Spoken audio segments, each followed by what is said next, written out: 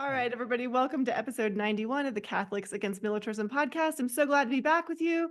My name is Ellen Finnegan. I will be your host, and we are here with Father McCarthy today. Hello, Father. Welcome. Hello, sir. Father McCarthy is he's a priest and a teacher of gospel nonviolence for over 55 years. And he's been on this channel multiple times before, so you're probably pretty familiar with him. We also have Patrick Thompson. Patrick is my co-host today. And I met Patrick back in November when he was in the Behold the Lamb retreat that we hosted. He was a student, so I guess he is also a student of Father McCarthy's. But Patrick, maybe you could tell us a little bit more about yourself and what you hope to talk about today. Yeah, first of all, thank you very much for having me on, for allowing me. I know after the Behold the Lamb conference, I reached out to you because I was interested. I thought, hey, maybe we could talk about this. I'd love to talk to Father McCarthy sometime. I'll give you a brief rundown so we can just get into the meat of everything.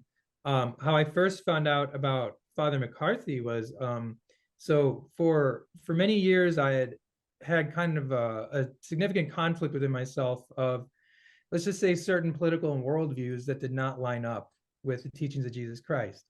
But I found these worldviews so compelling, and that they just felt like they were a part of me.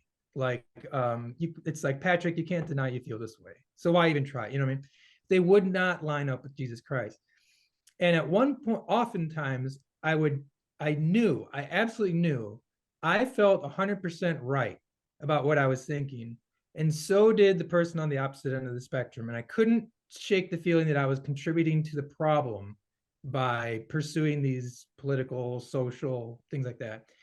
And I will say, because I won't mention details of politics, not so much that I'm afraid, but because it's like human nature. The moment you mention them, it's divisive, and you know what I mean? Like, but I will just say that I do believe there are a lot of guys and women on all ends of the spectrum that are in the same position I was in, that inside are in conflict because they know that something isn't right, but they can't shake that they feel so strongly about their politics, that sort of thing. Mm-hmm. So for me, I actually accidentally, on a whim, discovered Father McCarthy on a podcast. It was not yours, Ellen. It was on a different one. And it was not the type of podcast you'd expect to find a priest talking on, that sort of thing. Okay. And so it was very compelling to hear him, and to not only that, but he was speaking about the nonviolent love of Jesus Christ. Now, I've always been a kind of a tender-hearted guy, that sort of thing. The youngest of four brothers, and I was always, my mom and I are super close, and I love animals, and I've got this soft heart, that sort of thing. But at the same time, I was always, the military was one thing. It was, violence in movies is fine, all these things. And so I didn't think too hard about violence, though, and the double standards. Sorry, I'm talking a lot. I'll try to. No, keep going. I'm interested. Yeah, keep going. All right. So I heard Father McCarthy speaking, and I was desperate. Do you know what I mean? Like, these are the type of things I would talk to my wife about it, and I would, what do I do? Like, I'm praying about this.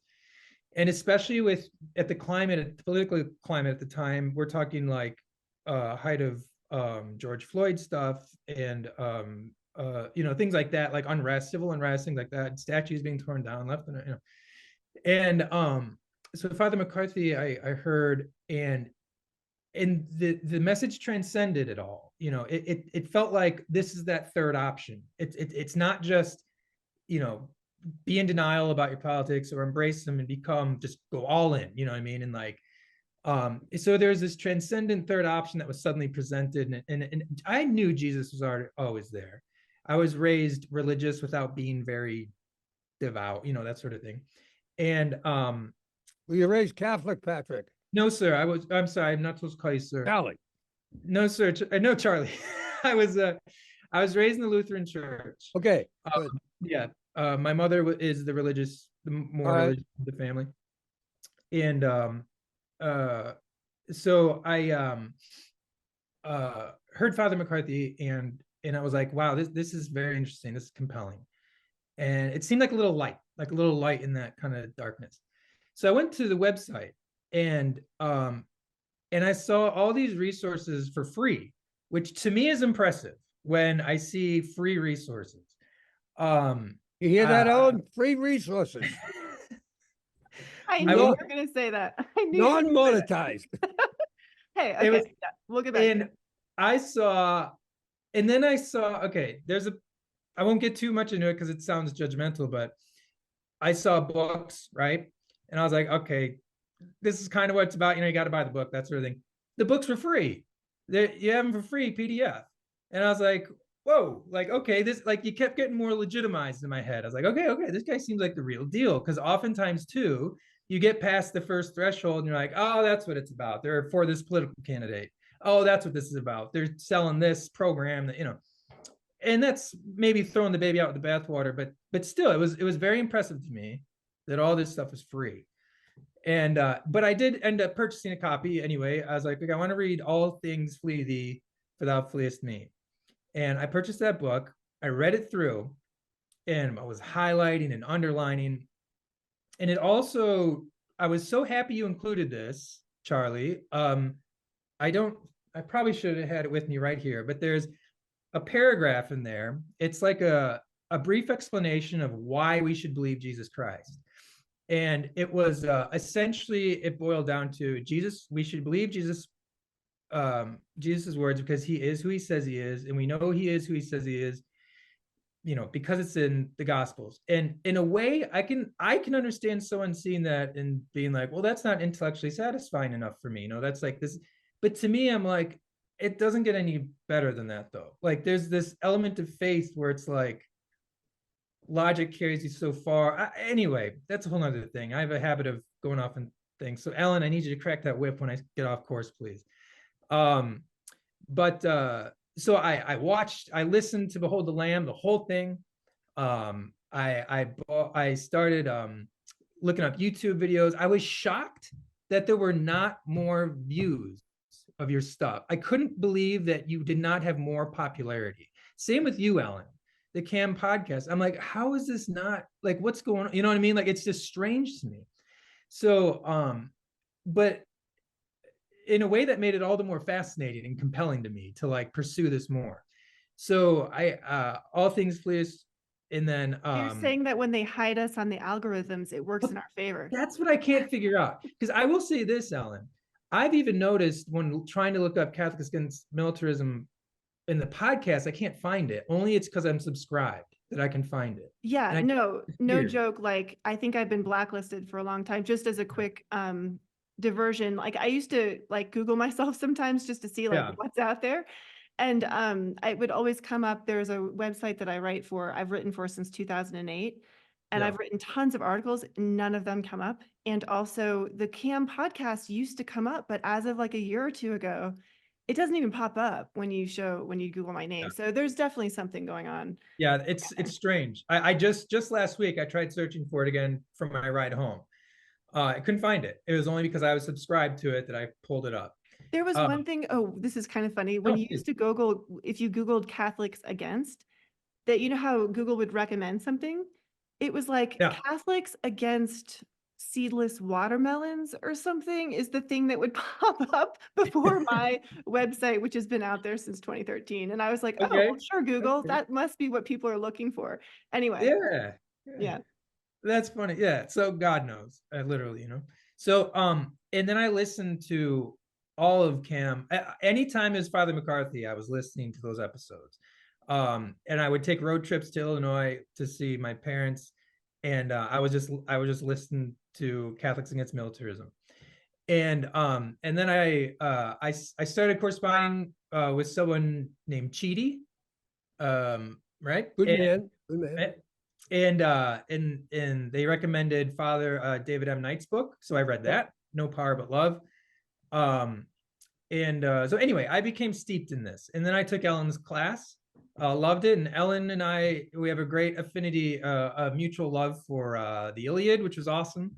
Yeah, and so it's just been a nice, a nice how it's all fallen into place. But I would be lying if I said I still didn't have, unrest at times spiritually, things like that. And so it's really nice to be able to talk on this podcast, but specifically this podcast, I've been reading Epictetus for years. And next to the Bible and next to Jesus Christ, Epictetus is like next in line. That sounds bad, I suppose, but And I just who is that? Can you explain for our listeners?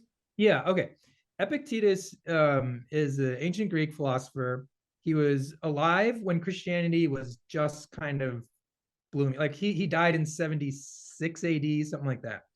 But he was a Stoic philosopher, and I've read his book, The Discourses of Epictetus, probably like 6 times, and he's very much in line with like Marcus Aurelius, Meditations, and then Seneca, Letters from a Stoic. So it's very reason based to Epic. So I don't consider myself a Stoic. The disclaimer, I'm a layman completely.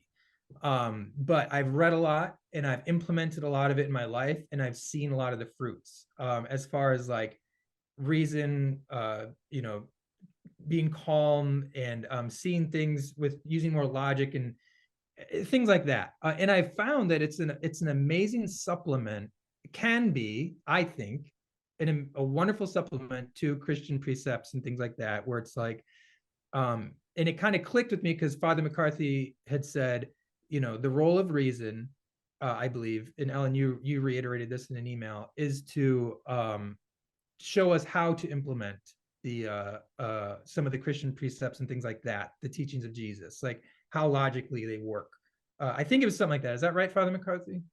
How to implement the teachings of Jesus, not how to abolish them or minimize them or dismiss them or cancel them out. Yes, absolutely. I have found, and Stoicism has become more popular these days. Yeah, and I don't know how long it'll last in that sense, but for me, it's helped a lot in my life, and just about understanding what's truly your own, what's not yours, what is subject to just being ripped away in a moment by fate or God, those sorts of things.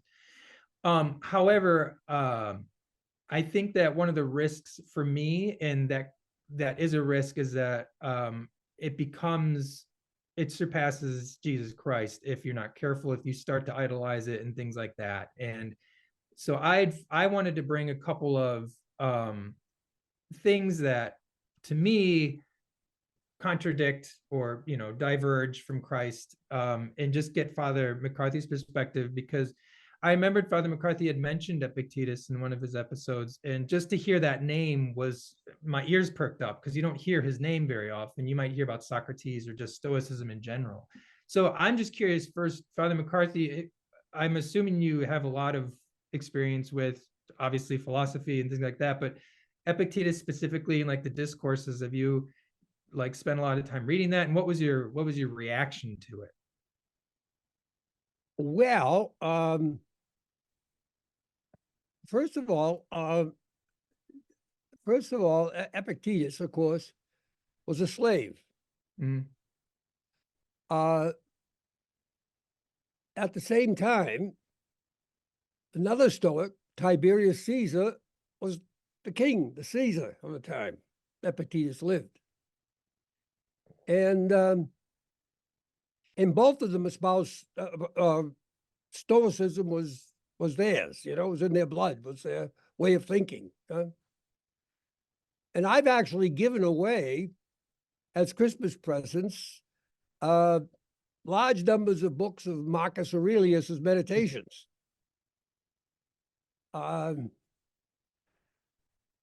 And I even have one up here on which I can't find right now on my computer. Yeah. That's when you are lying in bed in the morning with the covers over you to keep out the cold. Is this what God made you for? Yes. I love it. I love that. So I really, yeah,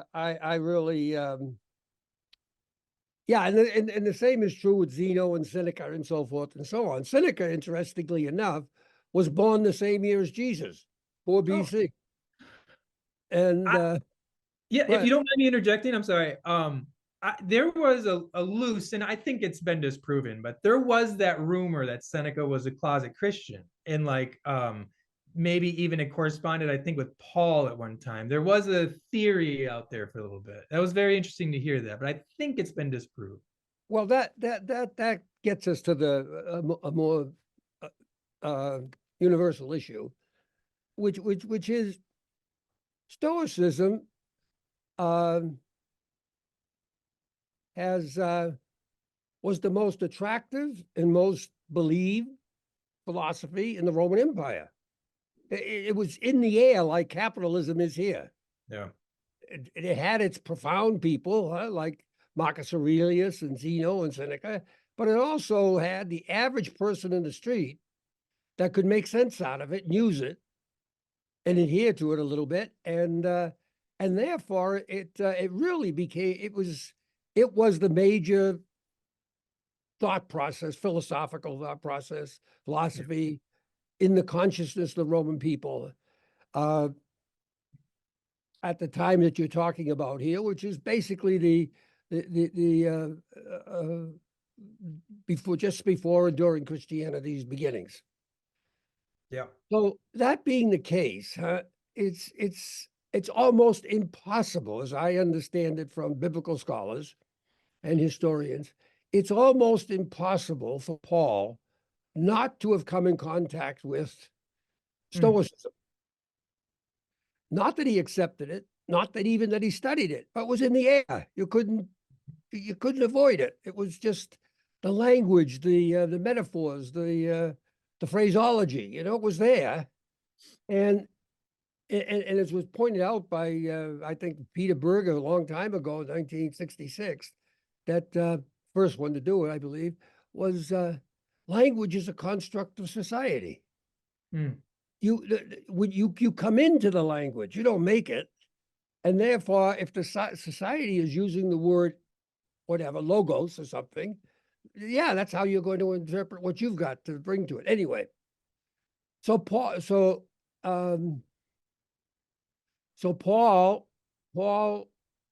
obviously it's self-evident he came in contact with Stoicism.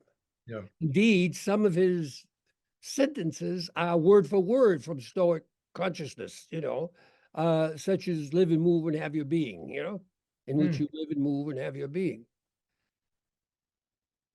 That doesn't mean the same phrases didn't exist in Judaism. So I'm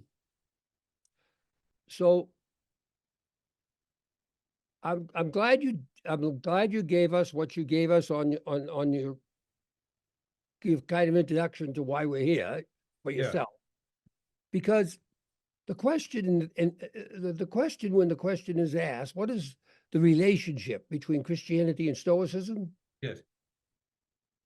The first thing that has to be considered is what do we mean by each of the terms? Stoicism and Christianity. Otherwise, they're so broad and with such a multiple of meanings, we go all over the place, arguments or whatever the case may be. So what I'm talking about when I talk about Christianity, fundamentally, is Matthew, Mark, Luke, and John. Jesus. Got it. It's as close as we can get, huh? Yeah. I recognize that Matthew, Mark, Luke, and John are the script of an original oral tradition. But that's fine. They are the script, and that's what, obviously, the original oral tradition had to be very, very close to them to be the script, okay? And that, because once you pass that, and I mean even Paul, once you pass that, you are dealing with people who are writing, who are in the atmosphere of Stoicism. All the fathers of the church, et cetera, et cetera. Right, This is where they live. This is Tertullian, whatever the case may be. This is where they live. And so, as far as I'm concerned, we're talking about the Gospels as Christianity. What is also true, Patrick, and what obviously come to see, is that a great deal of post-Jesus Christianity, I mean, a great deal, and the longer you go on in Christianity, the more it gets, Yeah. is inundated with Stoicism. In fact,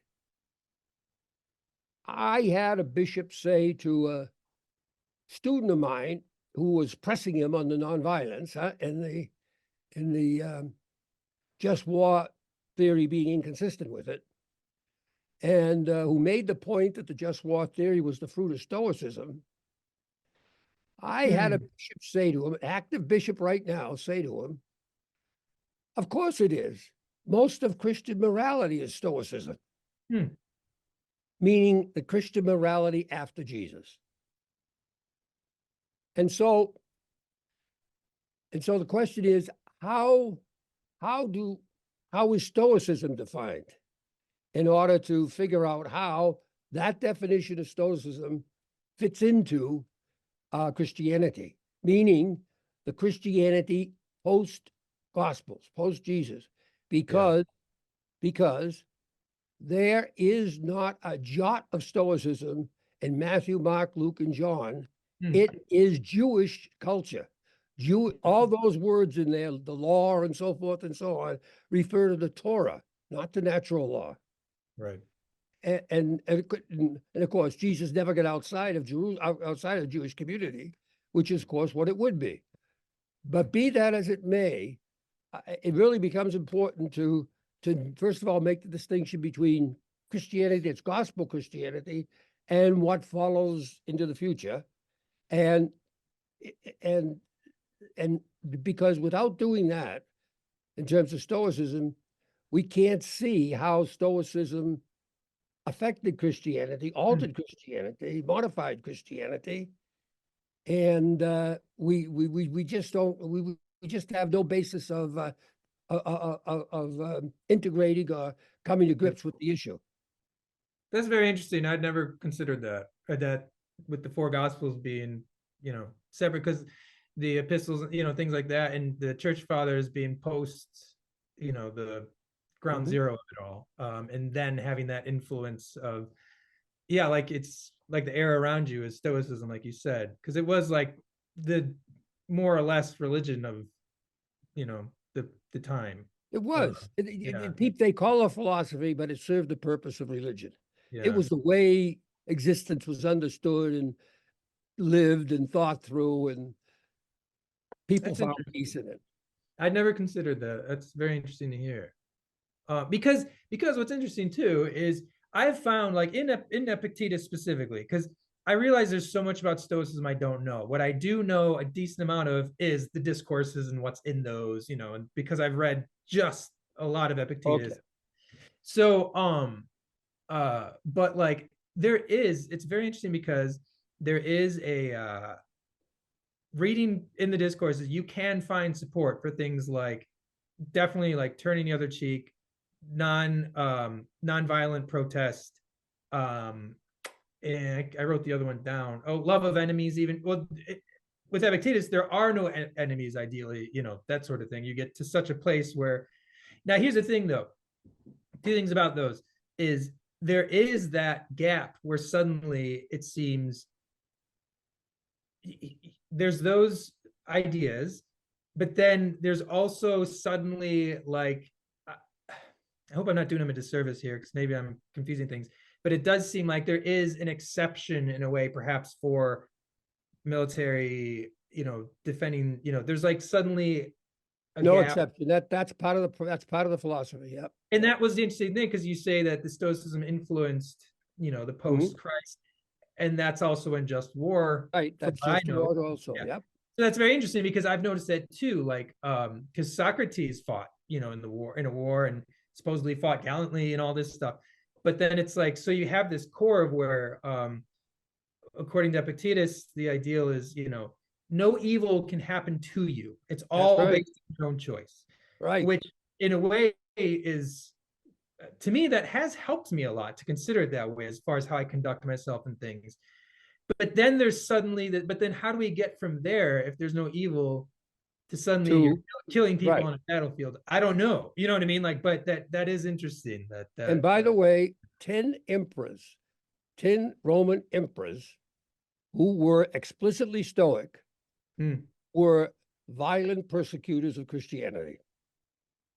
I only know of, well, I All probably, of them dealt in war and killing and so forth. yeah. So, so this is just one point of it. Yeah. But when you look, maybe this will be helpful, Patrick. When you look closer at the philosophy of Stoicism, where it comes from, Yeah.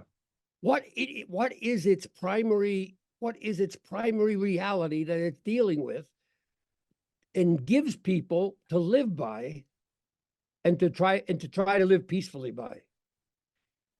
And when you look at that, after all the individual meditations and everything else, Stoicism, like, is a philosophy. First of all, it's a philosophy is bringing reason Mhm. to trying to understand nature, what it is, where it is, my place in it, etc. So it's the use of reason applied to the perception of nature. Correct. That being the case, it is always, all philosophy is always a perception of unreality, because my perception of nature is tied to the five senses. Right. And the five senses give us not nature, but what emanates from nature that affects these senses. Mm. Mm. And all that's different with each person. All that's subjective with each person. Human perspective, Patrick, is unique every second of a person's life. Correct. You and I are unique right now and since the cradle. That is, there never has been, there never will be, and there never can be anyone like us. Why? Because I, me, Charlie or Patrick, Yeah. from the moment we come into existence, we are perceiving and experiencing nature in the as we experience in the cradle. Or you didn't have my experience in the cradle. I didn't have your, not even close, not even, it's utterly different. And so it goes through grammar school, high school, on and on to this very moment. Our experience of reality is unique, but our psyches are made up by what comes in through the five senses. And what has come into my five senses over 83 years is different from what has come into your five senses. And the mind has put it together different ways. So that I perceive existence uniquely. I am unique. I perceive existence uniquely. Why? Because I am an object also, and no two objects can be in the same place at the same time, and therefore no two objects can have the same perception. And I perceive existence uniquely, and I put it together in my mind in a way, for me, the way that no one else ever has. I am unique. So when Thomas Merton says in his Conjectures of a Guilty Bystander, it's the diabolical in people that want others to be like themselves. This is what he's talking about. Mm. That fellow there is unique. I don't have any right to make him into me. Mm. Now, if he chooses to be like me, that's one thing. But for me to make my world, to make other people like me, that's the diabolical. Meaning that is not what existence can be about. All right. So Stoicism in its root is perception, reasonably perception being interpreted by reason. Reason, yes. By reason. Yes. Reason is everything. Right. Now, as you know, we all know clearly, two people can have two different perceptions of the same thing, reasonably understand each of them, and yet they come out differently. So, for example, the famous studies of people who have seen automobile accidents, et cetera. Yes, yes.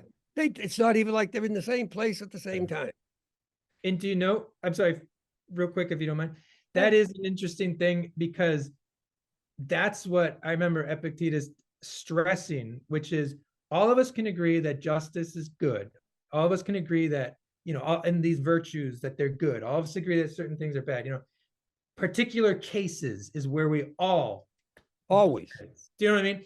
And he Yep. would say our task is to work on that piece that I suppose the reasoning faculty that so that you have the, I suppose, the perspective of nature, that he would say nature, you know what I mean? That universal nature. And now, as far as I know, nowhere in there does it get to anything sort of like tangible or crossing that finish line where, hey, we found it. It's just about the pursuit of that, the investigation. It's kind of like when you read Socrates, it seems like it always boils down to, you know what I mean? Like you just question, and then it always boils down to a question mark. Like, I don't know, but that's the fascinating thing. So maybe that's the dead end of just using reason. I don't know. Any thinking human being knows Yeah. that we're born into a question. We're born into a question mark. We live in a question mark, and we die into a question mark. Hmm. The details are infinitely beyond us, infinitely. Right. But there's something more here with Stoicism. I agree with Epictetus, by the way. That is, that is what has to be done. And by the way, because Christians are human beings too, they also only have a unique perception. Right. And so even the basic Christian Jesus commandment, love one another as I have loved you, that has to be applied uniquely by the individual, his unique reality as it's come to him and as he understands it, and so forth and so on. Now, he has to apply reasonably. That's what he has to do, apply it reasonably. Right. And so the Christians are exempt from this. But here's the difference.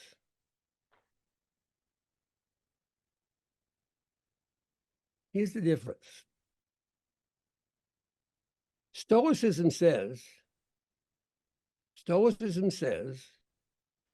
that by reason, and then by my own choice, I can be a virtuous person. Mm-hmm. I can be a virtuous person. And when I become a virtuous person in the various areas, when I am a virtuous man, in other words, not just one virtue, but when I am a virtuous man, therein lies peace and happiness. Therein lies what I was made for. Yes. Therein lies contentment, period. Correct. All right. Christianity doesn't say that. That is an ethic of self-sufficiency. Mm. I am going to do it by the faculties I have, reason and will. I am going to become a virtuous person, or I should become. I should want to become. Right. Christianity is very, very clear. Auto salvation is impossible. You can't become virtuous on your own. Mm-hmm. There is a need for a savior, whatever that might mean. Right. If you remember, I used to use this, I do use it sometimes here and there. Seinfeld's show? Oh yeah. Comedy, yeah. Okay, they had an episode on there I thought I used to kind of illuminate this. And the episode was that George and Elaine and Kramer and Jerry got to talking about sex and masturbation. Mm-hmm. and then they had a bet, $50. Yes. They put the $200 in the cup and said, whoever lasts longest without masturbating gets the $200. Yeah. And gradually the story goes on, and one falls by the wayside, the other falls by the wayside, the other falls by the wayside, and George wins. Mm-hmm. And over the next several episodes, indeed, I think a season, he keeps referring to himself as master of my domain. I'm master Yes. of my domain. That was the word. And then in the final episode, when the plane is going down, Yes. George says, I lied. I cheated on the bet. Yeah. Yeah. Well, that's an example of the insufficiency of the human mind and will to produce a virtuous person. We need help. We are loaded with it because of our nurturing from a unregenerated society to begin with, that's giving us all these cues about things, whether it be sex or money or lying, who name. We are born and brought up in an unregenerated social order, a social order that's rampant with evil, and that spreads that onto the child as soon as the child is born. You can use your reason. Yeah. You're using your reason from perceptions that are given to you in your society, that are not that are the result of original sin or the fall. Right. Right. And therefore, just using reason from nature doesn't work to save. You, even if you're self-sufficient, even if you go all the way and you are absolutely as iron-willed as Pelagius or something, Right. it's not going to save. You're going to, all right. So Yeah. Jesus, so what's the difference between Stoicism at this point that we're talking about here, Stoicism and Christianity? The difference is adhering to a principle and adhering to a person. It's a big difference. Yes.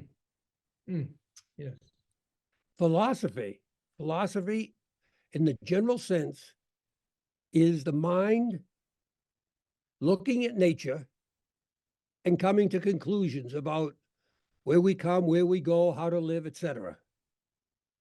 But it's a human activity. Jesus is not a philosopher. Jesus teaches the will of God or he's nothing. And the will of God, if it is the will of God now, that's what we say, and the will of God is not something you argue with. It's something you figure out how to implement. And so a philosophy is you have a I have a philosophy. We could make a philosophy like Seneca or Aristotle or whatever the case may be. We could build up a philosophy too. You have to, Yeah. But it's humanly created. And when it comes to the end, you live the whole thing perfectly, there's no salvation in it. There is annihilation at the end. Yeah. And internally to human beings, we want to be. We don't want to be annihilated. Correct. We It want to terrifies us. continue to love. And Yeah. that's what Jesus comes in and offers. Now, here's the thing. How does he offer it? Clearly, he has to offer it in language. By his words and deeds, he shows us the model, the example. But by his resurrection, he's there to help us do it. A Stoic, a Hindu, a Buddhist, and so forth, when they are in the situation of having to do something that they are finding more and more difficult, don't want to do, and now I'm going to do, they don't say to Jesus, they don't pray to Jesus to help them, give them the grace to do it, be with them, show them how to do it. But a Christian has to. And if a Christian doesn't pray over what he's doing or she's doing before they do it, during the time they do it, after their time, it can be close to self-sufficiency. Yeah. That they're going to do this on their own, and it's not so. When Saint Teresa of Lisieux says, all is grace, all is grace, all that's good in this world is a gift from God. God is in it, with it, through it, doing it with you. Yeah. So, all those things you see on the website and so forth and so on, a lot of prayer went into them before they started, during, and after them. As I still do today. Yeah. Yeah. And this is essential because the prayer is what opens your will to the will of God, Jesus, so that you can do what he wants you to do. What you're doing is you're trying to unite with God, who's there, who's present. You're trying to be Yeah. attentive and unite so that he literally is acting in you, and you're saying with your will, not yes, I can do it myself, but yes to your will in doing this. Like Jesus said in the Garden of Gethsemane. So the difference between Stoicism and Christianity at this point is the difference between self-sufficiency Yeah. in life and in relying on trusting in the will of God as revealed by Jesus. And, I had and reaching out for it, not just, Yeah. I had a personal experience with that because I had a medical scare last August and was in the hospital for 3 or 4 days. So I had my wife bring my Bible and Epictetus's discourses and some other books, but was steeped in those. And I had the perspective. There's potential for me to have to go through it's a kind of a notorious procedure, notorious for being painful, that this sort of thing. And I wasn't going to find out until the next morning if the doctors thought I should do it. So I spent that night, of course, in the hospital, and it was the closest I'd ever come to a Father, please take this cup from me if it's, but if it's your will. For someone else, they would look at what I was going through and probably be like, it wasn't that big of a deal. But for me, Patrick, this was the most that I'd ever been up against. And I do remember my world got very, very, very small in those moments when you're, in a hospital and you're facing something, the world gets that big. And even though my wife was there, I still felt, I was like, I'm me, you know what I mean? Like she's right next to me. Yeah. It's you. And I do remember a distinct difference because I was reasoning with it a bit. I was like trying to be like, okay, this is my body going through this. This isn't me. This is if I get, this done to this part of my body, it's all these things. But it wasn't it wasn't feeling that. There's a distinct difference between when I grabbed onto Christ and when I felt like I was holding on to something solid. There was a difference. Do you know what I mean? There was a distinct difference when I was spiritually holding on to something beyond me than when I was just using my brain to try to deconstruct what I was going through. Absolutely. I know exactly what you're saying. Yeah. So that to me was my personal experience of like, there's a big difference here. You know what I mean? It is. I'd almost say it's an infinite difference. Yeah.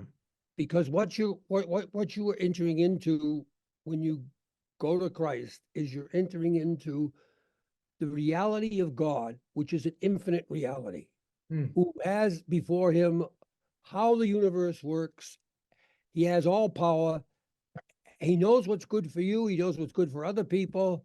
And you're opening your will up to that. Yes. Versus having your will working at, how do I control or restrain or whatever it is that I'm about, huh? Yeah. That's so self-sufficiency versus trusting in Jesus. Yes. The will of God is revealed by Jesus, that is. That's the difference, a fundamental difference between Stoicism and the Gospels. Right. So when you look at the just war theory, which is Stoicism, it's not trusting in God. It's not trusting in Jesus. It's I'll trust in you after I kill all the people and they lose their arms or whatever the case may be. No. So it's like substituting those principles for the prayer with the person and the it's like a bunch of principles that you're supposed to follow. That's right. It's which you got it from unregenerated nature and so forth and so on, and you've worked them out. And by the way, just because 10,000 people say something is true doesn't make it true. It's truth. Truth is the conformity of mind to reality. Conformity of mind to reality. And where we're dealing with what is the will of God for me and for others, it really is of critical importance that that I work at finding what is the truth for me in that, not just what 10,000 Frenchmen say. Yeah. It really is. And that's unfortunately, that's a problem because as I would say myself, I'm growing up in an Irish Catholic world in Boston, I became what I became because the whole world was nothing but Constantinian Christianity in spades. Mm. Absolutely. You know, Robert Kennedy, they said one time, said, don't get mad, get revenge, you know, and against someone who was enemy. No, he didn't say that. That was normal saying in the Irish Catholic community in Mm. Boston. Don't let anyone step on you, you know, that sort of business there. This was Catholicism. Everyone went to mass on Sunday. Churches were packed. That sort of business there. And all this was validated by the whole paraphernalia of the church. You know, when you love someone, you don't stop loving them. Correct. You can force yourself not to love them, but you don't stop loving them. That movie that we're talking about, which is, you know, we don't need the movie. It's in there in the Gospels. Jesus in Gethsemane and what he's doing there at that moment, a moment that actually exists. Yeah. Is, if you can if you can be with Jesus in that moment and just sympathize with what he's going through, sympathetic imagination, which we have, you'll love him. Because he doesn't know any more than you and I know at this moment. He doesn't know if he's going to rise from the dead or not. He's living in a world where God is absent. Father, forgive them, for they know not what they do. But he's still going forward with what he believes in faith is God's plan for him and needed for humanity. It's kind of like Saint Teresa Lisieux, who's Saint Teresa Lisieux, who Thomas Merton refers to as one of the greatest saints of the church, and everyone kind of thinks she's just a holy doll. But when you read her story of the soul, you see she's a serious Christ-like lover. Saint Teresa Lisieux,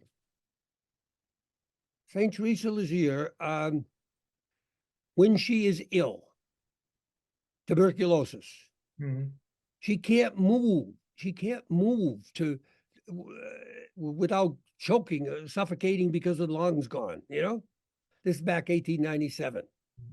Terrible, terrible disease. In fact, in 1897, they were treating tuberculosis with milk and leeches. That's what that's what she endured.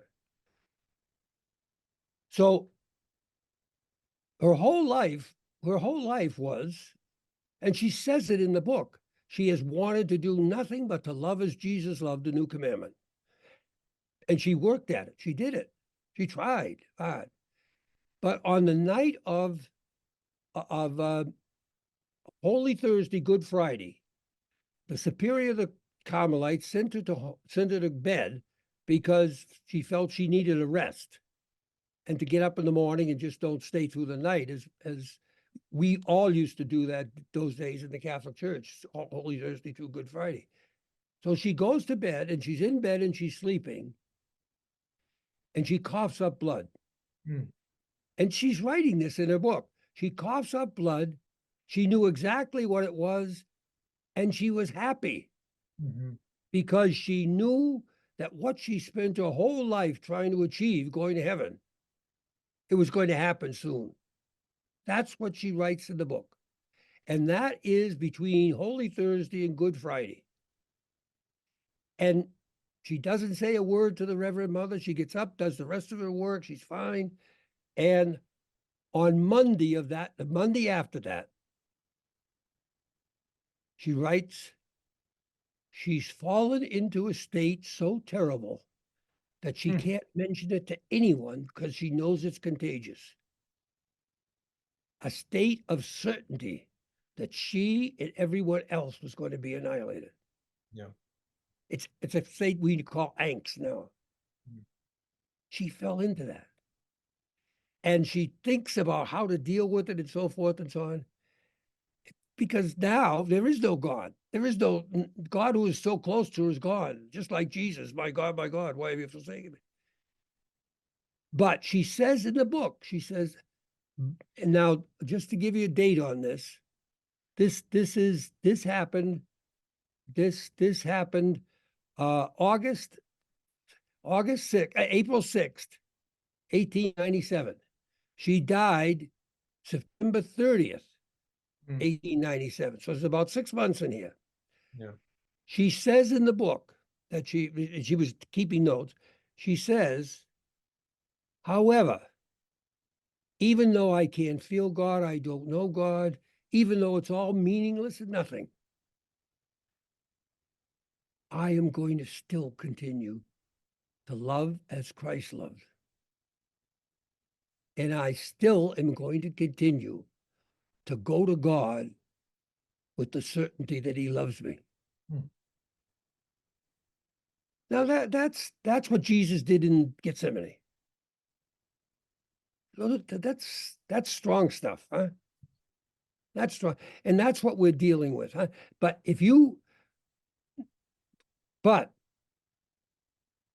it's the stuff of love, not of a wager.